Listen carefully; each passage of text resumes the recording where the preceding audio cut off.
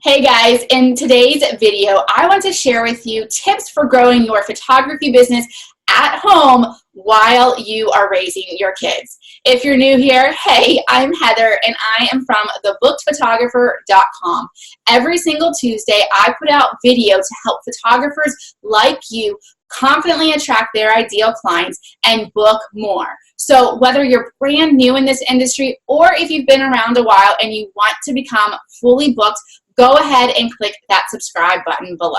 What you might not yet know about me is that I am a mom of two rambunctious little boys. And I'm sure as any mom can relate, they have inspired me to create a photography business that works for my family and not against it. I actually officially started my photography business when my oldest was about 8 months old. At the time, I had just been laid off by my steady day job. Back then, I was totally unsure of how to grow my business. I didn't know how to get quality clients, and I also questioned my value and my worth as a photographer. I doubted myself constantly. But I worked hard while my kid napped, and I stayed up late into the middle of the night trying to learn everything I could about photography and websites and business. Flash forward to baby number 2, my business was doing wonderful. It was actually thriving. Clients were consistently coming in year-round. I was achieving 5-figure months, and I had become a sought-after photographer in my local area. But I had so much trouble keeping up with demand and also being present in my family.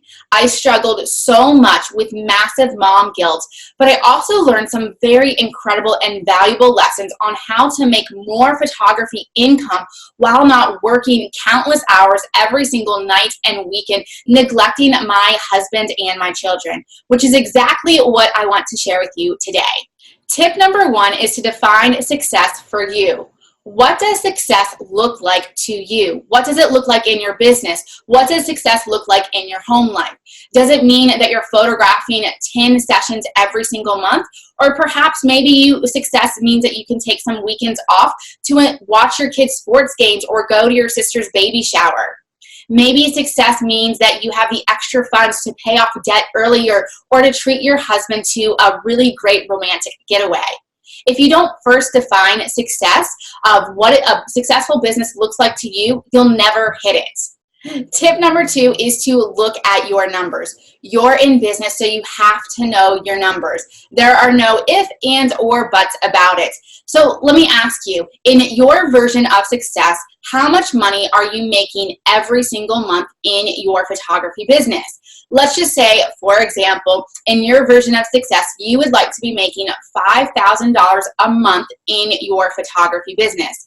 And let's just say, you know what, you're a busy mom, maybe you have another part-time job or a full-time job, and so you really can only commit to photographing 5 sessions a month.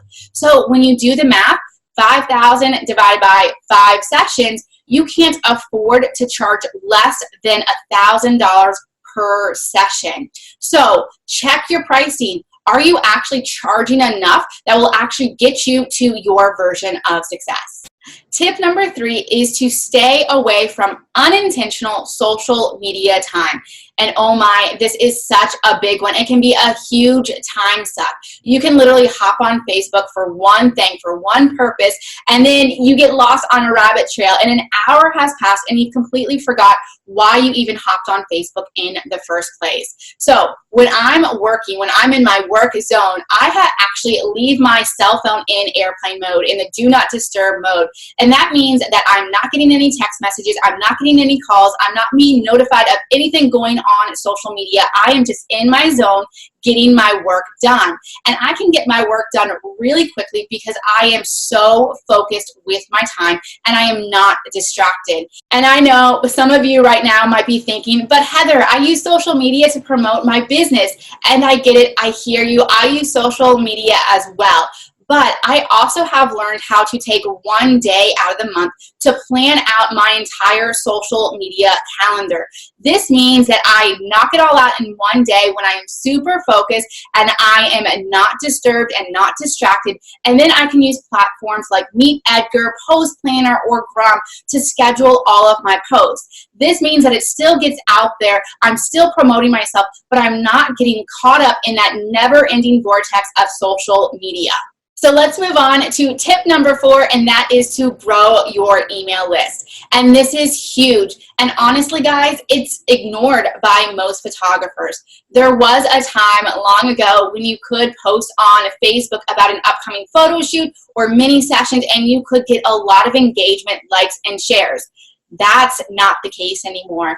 Facebook is constantly changing its algorithms, which means it's really difficult for a random post to be seen by your followers. This means that you have to adjust the way that you market your business. And one of my favorite ways of doing this is through growing my email list. Now, the Cliff Note version of this is that I offer a freebie in exchange for a prospective client's name and email address. And then they are added into my email list. They're in an email funnel where I continue to offer them value, continue to build that know, like, and trust factor, and then make an offer to them. This way of marketing has become a favorite of mine in my business. And if you want to hear how I do this a little bit more in depth, I'm going to go ahead and encourage you to sign up for my next Book More Clients Masterclass. This is a totally free, totally live masterclass where I will be sharing with you more marketing strategies such as growing your email list so that you can get more bookings. I'm going to post the link where you can join the next live session below this video, so be sure to do that. Okay, so we are now on the last tip here on how to grow your business while you're at home, perhaps raising kids. And this last tip is a big one. It's to outsource. This honestly was such a struggle for me in the beginning. I had a really hard time letting go of the reins of control, and I'm still learning this. But now I've learned to outsource more and more, and it's like a breath of fresh air. You can outsource personal stuff or business stuff. When I first started outsourcing, it was just my house cleaning, every other week, once a month. And then from there, I went to get a babysitter who was consistent in her scheduling every couple of hours every week. And then I started to use an online grocery shopping system so I wouldn't spend an hour at the store roaming the aisles at Target. And then I started outsourcing my business tasks. And now I have an assistant who can get the things done that I honestly don't like to do. The bottom line is that your time is the most valuable thing that you have. I love my business, but I love my family more. So I've chosen to put systems and structures, and I've chosen to outsource more so that I can work less but still make a great income and be present with my family. And that's one of the ways that I have defined my version of success. And now I would love to hear from you. Which tip was your favorite? What can you start doing right away to help grow your business even if you have little ones at home? Go ahead, like this video, give it a thumbs up, and don't forget to subscribe. And remember, I have an upcoming free and totally live masterclass called Book More Clients that you can go ahead and get registered for. Remember, the link is below the video, so go ahead, click that, and register for that next class. I'll see you soon.